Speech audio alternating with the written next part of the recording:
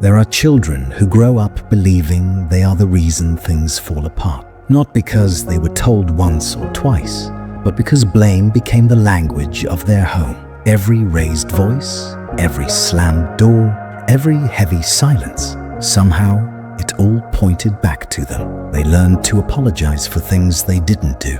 They learned to shrink, to scan the room for tension before entering it, to carry the weight of emotions that were never theirs to hold. And in that carrying, something inside them changed. They became adults who flinch at conflict, who over-explain, who say, "I'm sorry," like a reflex. This is the psychology of a child who was always blamed, and the quiet, lifelong cost of it. The blamed child learns to read a room before entering it. They pause at doorways, listen for the tone of voices downstairs, check faces for signs of anger before speaking. This is not caution. This is survival. When you are blamed for things beyond your control, for a parent's bad day, a sibling's mistake, the tension in a marriage, you begin to believe you are the problem. Not that you did something wrong, but that you, yourself, are wrong. Your existence feels like an inconvenience. Your needs, too much. Your emotions, a burden. So you learn to be small, to apologize preemptively, to take responsibility for feelings that were never yours. You become the emotional janitor of the house, cleaning up messes you didn't make, soothing anger you didn't cause, and somewhere in that process, childhood slips away. These children grow hypervigilant. They develop an internal radar, constantly scanning for signs of displeasure, a furrowed brow, a sigh, a shift in energy. They learn to manage the emotions of everyone around them, believing that if they just behave perfectly enough, if they're just good enough, the blame will stop, but it never does. Because the blame was never really about them. It was a projection, a convenient target, a way for someone else to avoid their own pain. And the child, too young to understand this, internalizes it all. They carry it into adolescence, into adulthood, into every relationship, every job, every quiet moment alone. The weight of small shoulders, still pressing down decades later. Blame rarely starts with the child. It starts with an overwhelmed parent, an unhealed wound, a marriage falling apart, a person drowning in their own shame, looking for someone else to hold it. Some families operate on an unspoken rule. Someone must be at fault. When things go wrong, when emotions run high, when the pressure becomes unbearable, there must be a reason. And in these families, one child often becomes that reason, the scapegoat, the lightning rod for everyone else's pain.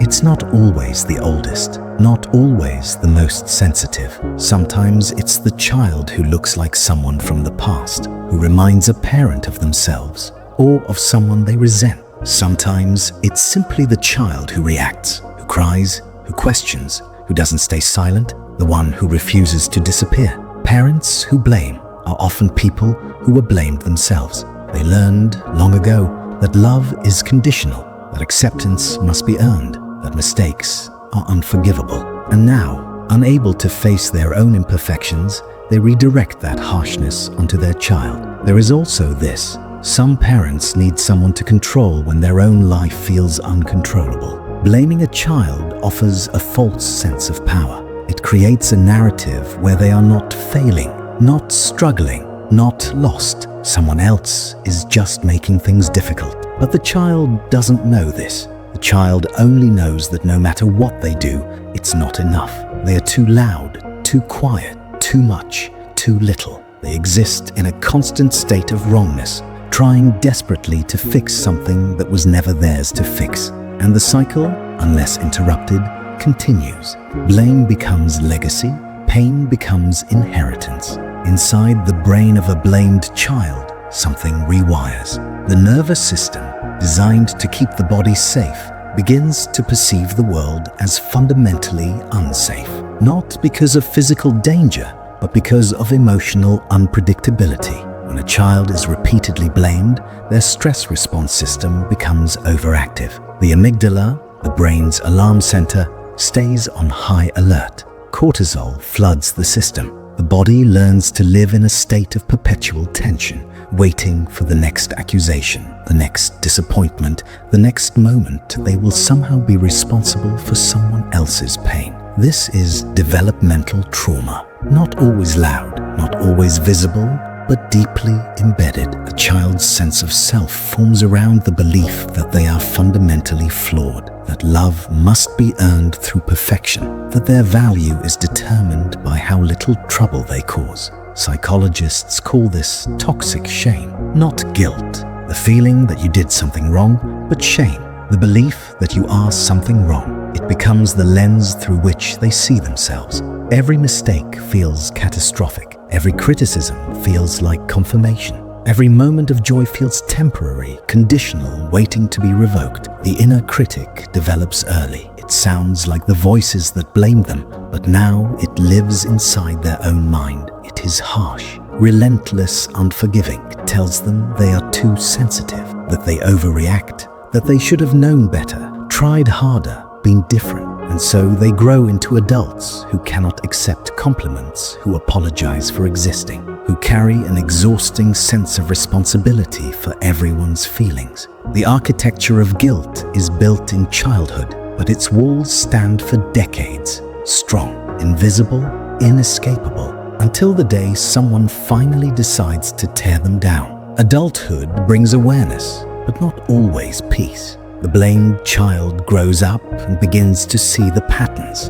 They notice how quickly they say sorry, how they flinch when someone raises their voice, how they take responsibility for things that have nothing to do with them. But seeing it and changing it are not the same thing. The body still remembers. The nervous system still reacts.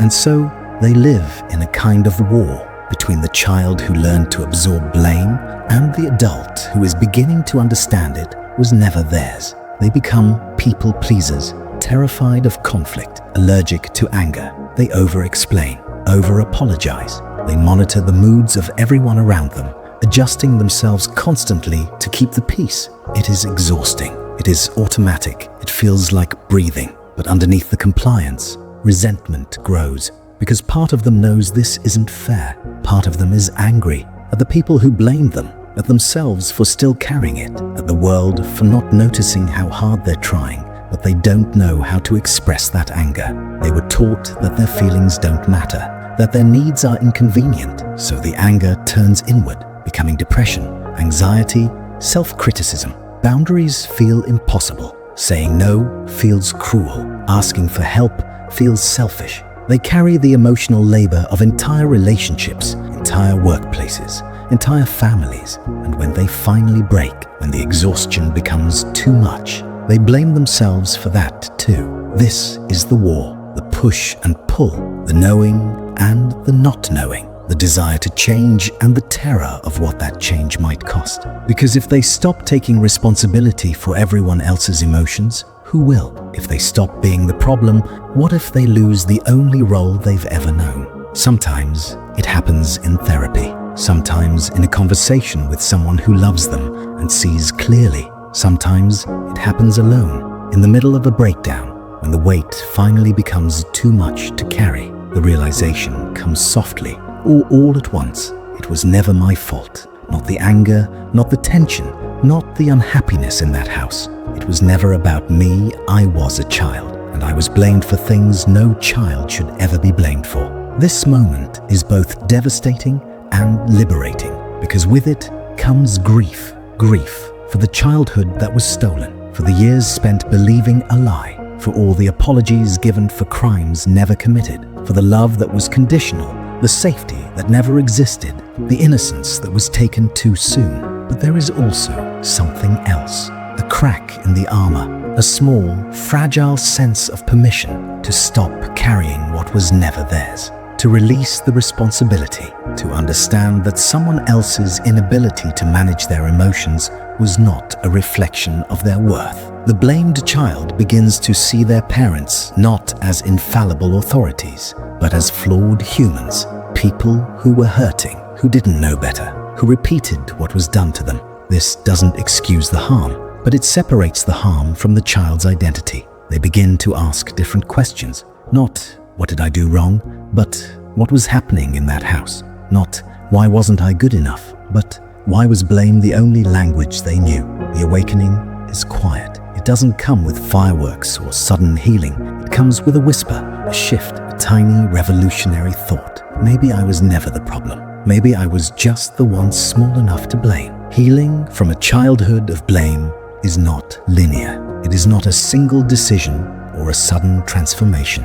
It is a long walk home to a self that was buried under years of guilt and responsibility. It begins with small acts of rebellion, saying no without a paragraph of explanation, letting someone be upset without rushing to fix it, sitting with discomfort instead of apologizing it away. These feel monumental, terrifying, like breaking an ancient sacred rule. The inner critic doesn't disappear overnight. It still whispers, still insists they are too much, not enough, fundamentally flawed. But now there is another voice, a quieter, gentler one, that begins to challenge it, that says, you were just a child. You did nothing wrong. Therapy helps. So does journaling. So does finding people who don't require perfection as the price of love. People who can hold space for mistakes, for messiness, for the full range of human emotion without assigning blame. They learn, slowly, to stop monitoring everyone's mood, to trust that other people's feelings are not their responsibility, to understand that conflict does not mean catastrophe, that anger does not mean abandonment, that love can exist without the constant performance of goodness. Reparenting becomes essential, offering to that inner child the compassion they never received, telling them it's okay to take up space, it's okay to have needs, it's okay to be imperfect. You are not a burden, you never were. The walk is long, there are setbacks, days when the old patterns return, when the apologies slip out, when the weight settles back on their shoulders. But each time they notice it faster, challenge it quicker, return to themselves a little more easily. Healing is not about erasing the past. It's about refusing to let the past define the future. It's about breaking the cycle. It's about finally, gently coming home. There are things that stay, even after the work, even after the healing. The blamed child, now an adult, still carries echoes of that early programming. A heightened sensitivity to tension,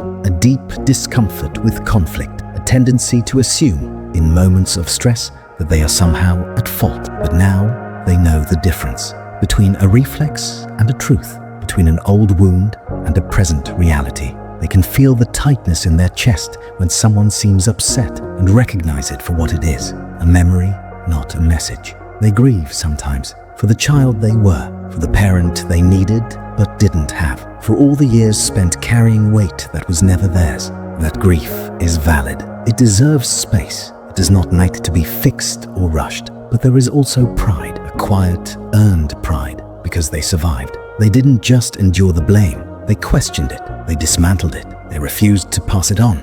They chose, consciously and courageously, to be different. Some of them become the safest people in the room, the ones who never make others feel small, who apologize when it's actually needed and not as a reflex, who understand deeply what it means to be seen and not judged. The blamed child becomes the adult who breaks the cycle, who teaches their own children or their friends, their students, their communities, that mistakes are human, that emotions are allowed, that love does not require perfection.